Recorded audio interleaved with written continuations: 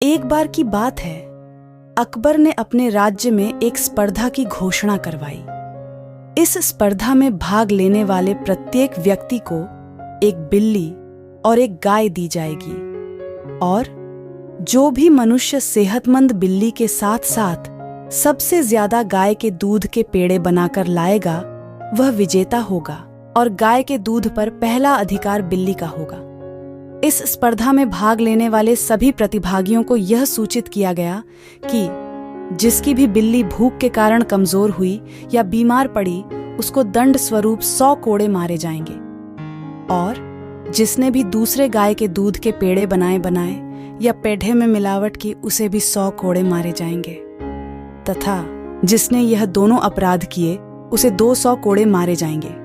वहीं जिसकी बिल्ली सेहतमंद होगी और जिसके पास सबसे से ज्यादा पेड़े होंगे, उसे विजेता घोषित किया जाएगा, और उसे पुरस्कार स्वरूप 100 स्वर्ण मुद्राएं, सोने के सिक्के दी जाएंगी।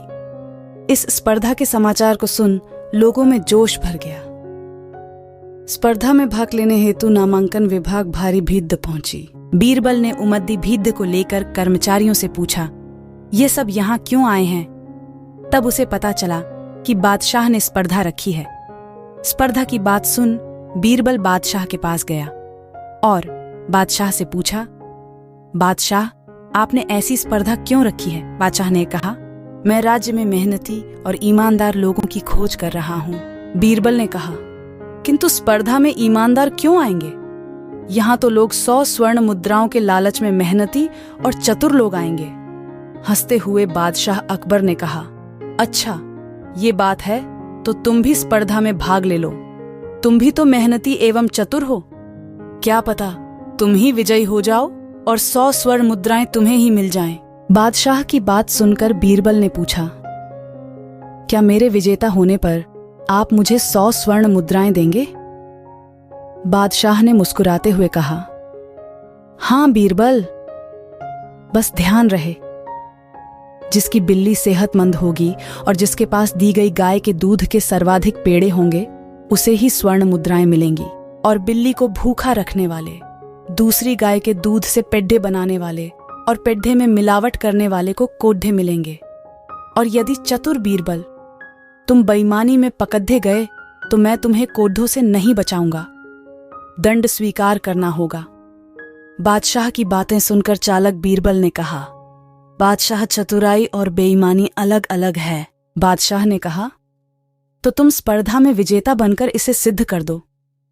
बीरबल ने बादशाह अकबर से पूछा, किसी ने बेईमानी की है, ये सुनिश्चित कैसे करेंगे? अकबर ने कहा, मैंने उसके लिए जासूसों का जाल नगर में बिछा दिया है, मुझे सारी खबर मिलती रहेगी। मन से संदेह दूर हो गए हों तो जाकर नामांकन करवा लो बीरबल। अकबर ने मुस्कुराते हुए कहा। बादशाह की बातें सुनकर बीरबल मुस्कुराया और कहा, जैसा आपका आदेश बादशाह, और नामांकन के लिए कार्यालय की ओर चल पड़ा। सारे प्रतिभागियों के साथ बीरबल ने भी नामांकन भर दिया। सभी प्रतिभागियों को एक बिल्ली और एक गाय दी गई और 1 महीने का समय दिया गया। सभी प्रतिभागी अपनी बिल्ली को सेहतमंद बनाए रखने और बचे हुए दूध से पेड़े बनाने में जुट गए। वहीं बादशाह के जासूस भी सभी प्रतिभागियों पर नजर बनाए हुए थे। धीरे धीरे 1 महीना बीत गया और प्रतियोगिता समाप्त हुई। सभी प्रतिभागी अपनी अपनी बिल्ली और बनाए हुए पेड़ों की पोटली लेकर बादशाह के दरबार में पहुंचे। सबसे पहले जासूसों ने उनके नाम की घोषणा की, जिन्होंने दूसरी गायों की दूध से भी पेढ़े बनाए थे। नाम की घोषणा के साथ ही उन्हें दंड मिला, परंतु उसमें बीरबल का नाम नहीं था। उसके बाद सभी प्रतिभागियों के पेड़ों की पोटली खोली गई और सभी की बिल्लियों की जांच हुई। जिनकी बिल्लियां भूख की वजह से सेहतमंद नहीं थीं, बीमार सी थीं, जांच के बाद जिनकी वो बिल्लियां थीं, उन प्रतिभागियों को सजा हुई। जिनके जिनके पेड़ों में मिलावट थी, उनको भी सजा हुई। जिनके जिनके पेड़ों में मिलावट थी, उनको भी सजा हुई। फिर अंत में 25-30 लोग बचे, जिनमें से एक बीरबल था।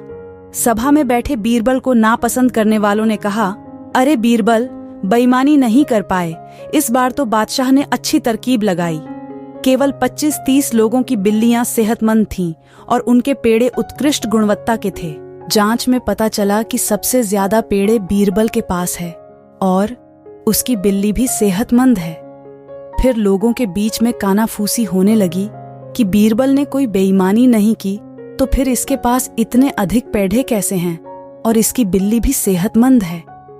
बाकी लोगों की तुलना में बीरबल के पेड़े दुगने थे और बादशाह के नियम के अनुसार गाय के दूध से पहले बिल्ली को पोषित करना था और फिर पेड़े बनाने थे। ये बात लोगों को अनहोनी सी लगने लगी। लोगों ने अनुमान लगाया कि अवश्य ही बीरबल ने दूसरे गाय के दूध से पेड्डे बनाए हैं। चूंकि बीरबल बादशाह का खास है, इसलिए शायद जासूस उसकी शिकायत नहीं कर रहे। धीरे धीरे ये कानाफूसी बादशाह तक जा पहुंची। तो क्रोधित बादशाह ने कहा, बीरबल, नियम के अनुसार तो तुम ही विजेता हो, पर इन 100 सोने के सिक्कों पर तभी तुम्हारा अधिकार होगा यदि तुम सभा में सबको बता पाओ कि तुमने उतने ही दूध में बाकी लोगों से अधिक पेड़े कैसे बनाए। बीरबल ने कहा, जहां पनाह, मेरी बिल्ली तो दूध पीते ही नहीं है, इसलिए मैंने सारे दूध के पेड़े बना दिए। बादशाह ने गुस्से में बोले, ऐसा कैसे? यदि ऐसा है तो क्या मैं बिल्ली को दूध परोसने का आदेश दे दूं? यदि बिल्ली ने दूध पी लिया तो तुम्हें दंड स्वरूप 100 कोड़े मारे जाएंगे, झूठ बोलने के लिए। बीरबल ने कहा, मुझे मंजूर है बादशाह, परंतु यदि बिल्ली ने दूध नहीं पिया तो फिर क्या होगा? तो बादशाह ने कहा, बीरबल, फिर मैं तुम्हें विजेता घोषित कर 100 स्वर्ण मुद्राएं दूंगा। बीरबल ने कहा, मुझे मान्य है, आप बिल्ली को दूध परोसने का आदेश दें। यह कहकर बीरबल ने बिल्ली को आसान पे बिठा दिया और स्वयं दूर खद्दा हो गया। जब सेवक ने बिल्ली को दूध परोसा, बिल्ली उल्टे पांव भाग गई। तब बीरबल ने कहा, जहां पनाह, मैंने कहा था ना मेरी बिल्ली दूध नहीं पीती। अकबर ने पूछा, बीरबल, फिर तुम्हारी बिल्ली सेहतमंद कैसे है? मैंने उसे चावल दाल खिलाकर सेहतमंद बनाया है हुजूर, और गाय के दूध के पेड़े बना दिए, इसीलिए मेरी बिल्ली भी सेहतमंद भी है और मेरे पास सबसे अधिक पेड़े भी हैं, तो इस हिसाब से मैं विजेता हुआ। सभी दरबारी इस बात से सहमत हुए और बादशाह ने बीरबल को विजेता घोषित कर दिया। बीरबल घूमता हुआ मित्रों के बीच पहुंचा। मित्रों ने बीरबल से पूछा, बीरबल, एक बात समझ नहीं आ रही, तुम्हारी बिल्ली दूध क्यों नहीं पीती? वह तो बिल्ली की प्रवृत्ति है। बीरबल ने उत्तर दिया, मेरे पास चीनी मिट्टी का ही एक बर्तन था जिसमें मैं बिल्ली को दूध पिला सकता था। पहले ही दिन जब मैंने अपनी बिल्ली को दूध उबालकर परोसा, वह पहली घूंट के साथ ही भाग गई। फिर मैंने बहुत प्रयत्न किए, पर उसने। मित्रों ने बीरबल की बात सुनकर कहा, संभवतः उसका मुंह जल गया होगा, और फिर मुंह जलने के डर से बिल्ली ने दोबारा कभी दूध देखा भी नहीं।